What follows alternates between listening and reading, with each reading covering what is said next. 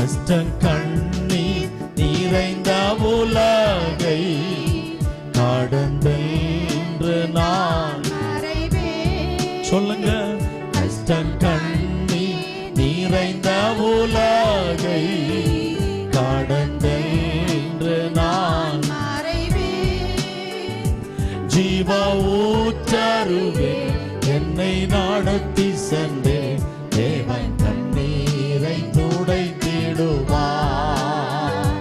ஜீவ ஊற்றருகே என்னை நடத்தி சென்றே தேவன் கண்ணீரை துடைத்திடுவார்.